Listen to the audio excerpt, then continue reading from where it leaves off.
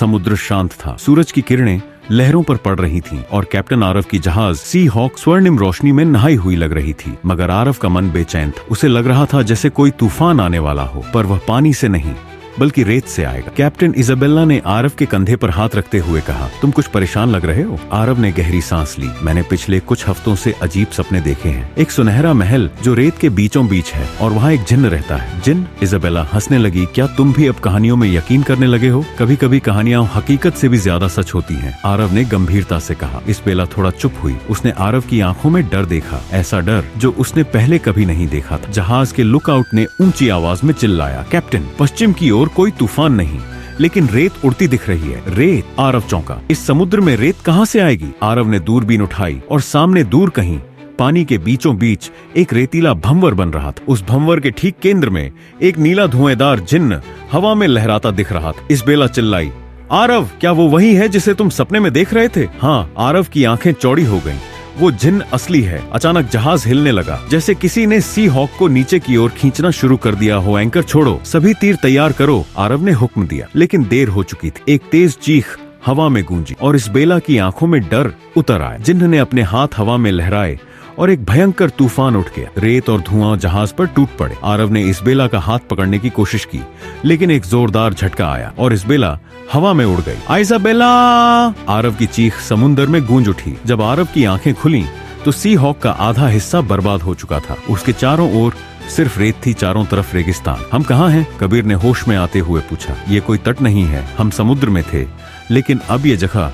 अर्जुन ने चारों ओर देखा। ये कोई जादुई रेगिस्तान है। इजाबेला कहाँ है? आरव ने उठते ही पूछा। सन्नाटा। उस जिन्न ने उसे उठा लिया, मैं उसे वापस लाऊंगा। आरव की आंखों में आग थी। राहुल को जहाज की टूटी हुई पाल में एक पुराना कपड़े का टुकड़ा लिपटा मिला। उस पर सुनहरी स्याही से लिखा था, the eye of the sand sees all, to find what is lost the heart must face the storm beneath the dunes. Kabir ने पढ़ा, ये कोई पहेली है? नहीं, आरव बोला, ये उस जिन्न का जाल है और मैं उसका जवाब दूंगा। हम एक जिन्न से कैसे लड़ेंगे आरव? अर्जुन ने सवाल उठाया।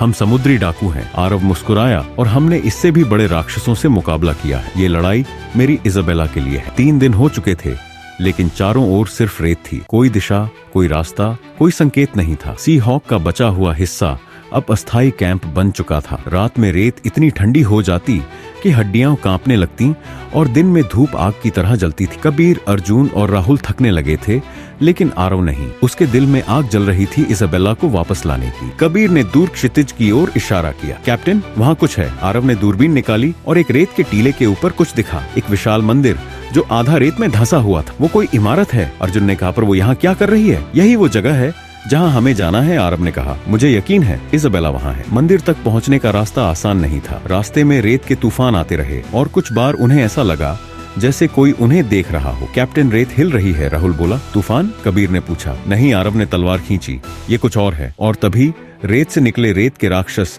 इंसानी आकृति में बने, पर उनकी आंखें जलती हुई थीं और शरीर रेत से बना था। वे आरव की टीम की ओर दौड़े।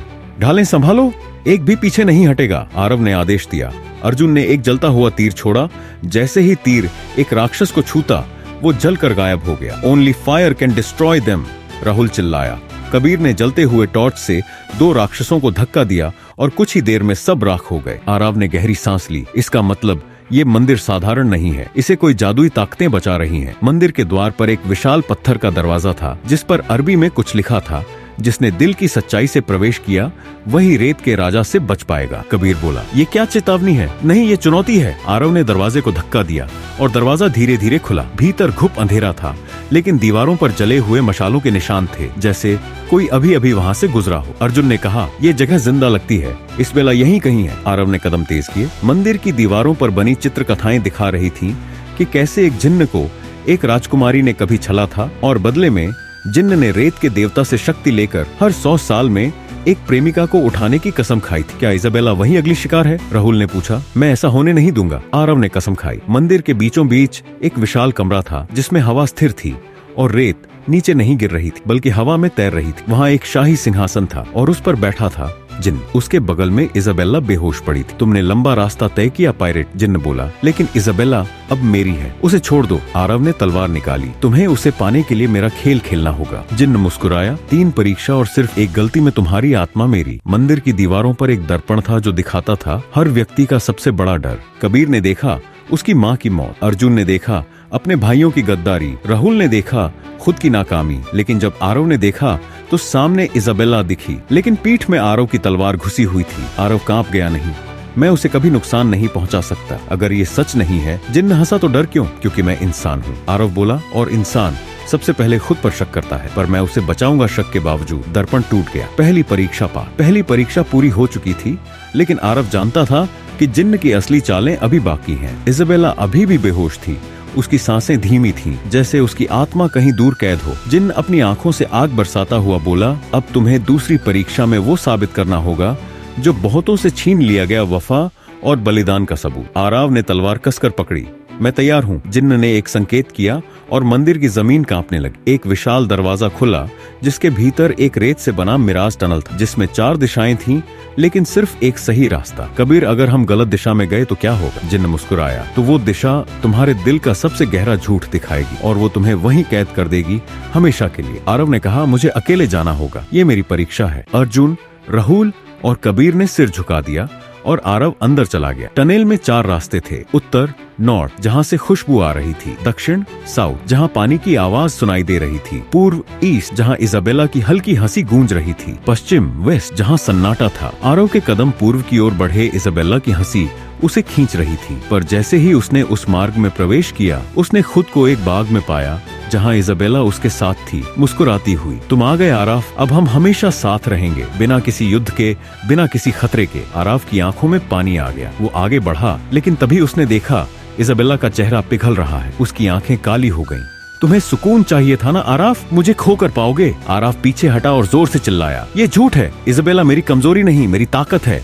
और उस मार्ग की दीवारें टूट गईं। मिराज गायब हो गया। आरव वापस मुख्य टनेल में लौट आया और इस बार वह पश्चिम की ओर बढ़ा, जहाँ सन्नाटा था। अंधेरे में कुछ नहीं था सिवाय एक पत्थर की पट्टी के, जिस पर लिखा था, जो वफा से अंधे हैं वो सच्चाई देख नहीं पाते। आरव ने अपनी आंखें बंद की और आगे बढ़ गया। धीरे धीरे सामने रोशनी फैली और वह एक चांदी के दीपक के पास पहुंचा। उस दीपक पर इजाबेला का नाम खुदा था। उसने दीपक उठाया और जैसे ही उसकी उंगलियां उसे छूती, दीपक जल उठा। जिन्न की आवाज गूंजी, तुमने सही रास्ता चुना, लेकिन आखिरी परीक्षा अभी बाकी है। आरव दीपक को लेकर मुख्य मंदिर कक्ष में लौटा, जहां इजाबेला अभी भी बेहोश पड़ी थी और जिन्न अब एक रोशनी के ताज के साथ सिंहासन पर बैठा था। अब आखिरी परीक्षा, तुम्हें 3 इच्छाएं दी जाएंगी। पहली में तुम अमर बन सकते हो, दूसरी में तुम समुद्रों का सबसे शक्तिशाली राजा, और तीसरी में इजाबेला को तुरंत वापस पाओगे, पर उसकी याददाश्त चली जाए। कबीर, अर्जुन और राहुल अब भी स्तब्ध थे। यह कोई आसान निर्णय नहीं था। आरव ने दीपक देखा, फिर इजाबेला की ओर और गहराई से कहा, मुझे किसी अमरता की जरूरत नहीं, न ही राजाओं की ताकत की। और इजाबेला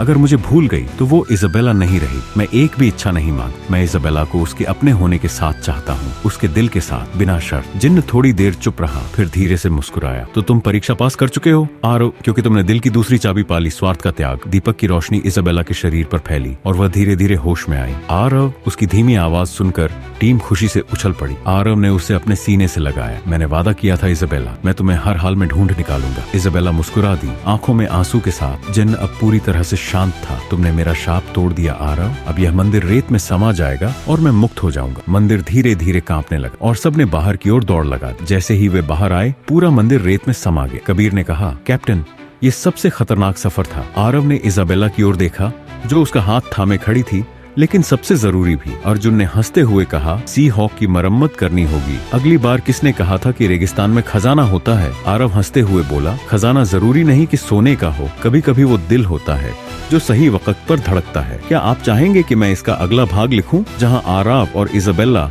एक साथ अगले महासागर की तरफ निकलते हैं, लेकिन एक नया जादुई दुश्मन उनका इंतजार कर रहा होता है? या फिर किसी और नए मिशन पर ले चलूं कैप्टन आरव को?